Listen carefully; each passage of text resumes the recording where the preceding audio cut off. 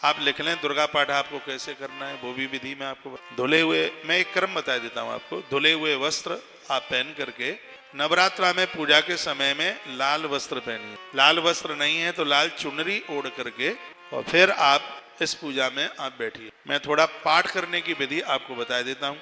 सबसे पहले आपको 4 बार आचमन करना है। उसमें सब लिखा है, ओम आत्म तत्वम सोदयामि वगैरह वगैरह सब लिखा है उसमें। फिर हाथ धो लीजिए। 7 श्लोक पूरे दुर्गा सप्तशती के पहले ही पन्ने पर है, उनको पढ़ लीजिए। बीच में विनियोग है, विनियोग का पानी हमेशा दाहिने हाथ में लिया जाता है, सामने कटोरी रखी जाती है, विनियोग पढ़ करके जल उसमें छोड़ दिया जाता है। उसके तत्पश्चात में माता जी के 100 नाम है उसमें, उनको पढ़िए।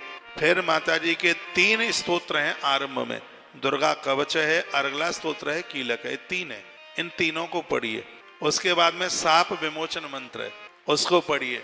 और उसके तत्पश्चात है एक माला नवाहन मंत्र की। मैं संक्षेप में बता रहा हूं, इतना कर दोगे तो पाठ हो जाएगा पूरा। नवाहन मंत्र की पूरी माला, ओम ऐम ह्रीम क्लीम चामुंडाई विच्चय, इसको। उसके बाद 5 ध्यान है, उन 5 ध्यानों को पढ़ लीजिएगा।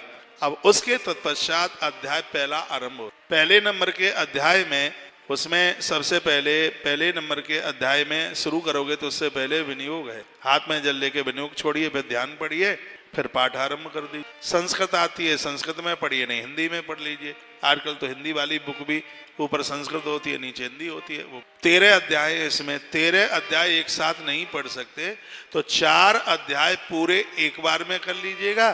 फिर फलियार वगैरह ले लीजिए, विश्राम कर ले, और फिर संध्या के समय में 5वें अध्याय का विनियोग छोड़कर 5 अध्याय से लेकर 13 अध्याय तक दूसरी बार में कर लीजिए। ये भी एक सुविधा है आपके लिए।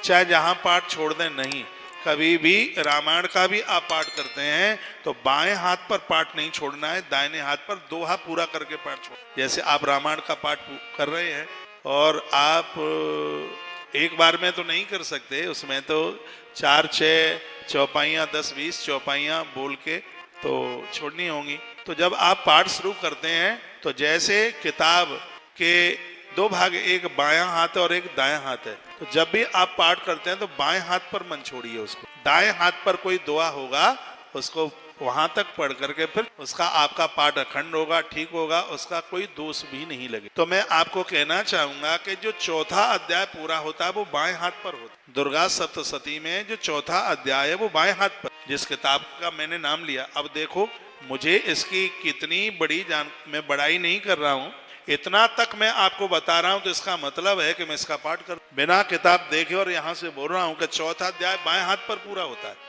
और पाठ छोड़ना है दाहिने हाथ पर। तो क्या करना है इसमें, 5वें अध्याय का फिर आप उसमें एक ध्यान बोल दीजिएगा। महाकाली का ध्यान है उसमें, तो उसको आप बोल करके फिर मां से वंदन प्रार्थना करके फिर अपनी किताब को ठीक से कपड़े में लपेट करके रख दी। फिर जब जैसे उस दिन आपको टाइम मिल जाता है फिर आप उस पाठ को पूरा कर दीजिए। 3 रहस्य हैं लास्ट में, उनको जरूर। तो 3 पहले स्तोत्र, 3 रहस्य, ये दुर्गा सप्तशती के 6 अंग हैं। यदि इनके साथ आपने पाठ कर लिया तो एक एक पाठ 100 पाठ करने का फल आपको देगा। उसमें 32 नाम माता जी के हैं, वो लीजिए। सिद्ध कुंज का स्तोत्र है, उससे आप कर सकते। लास्ट में क्षमा याचना वाला स्तोत्र, साधारण सी बात है।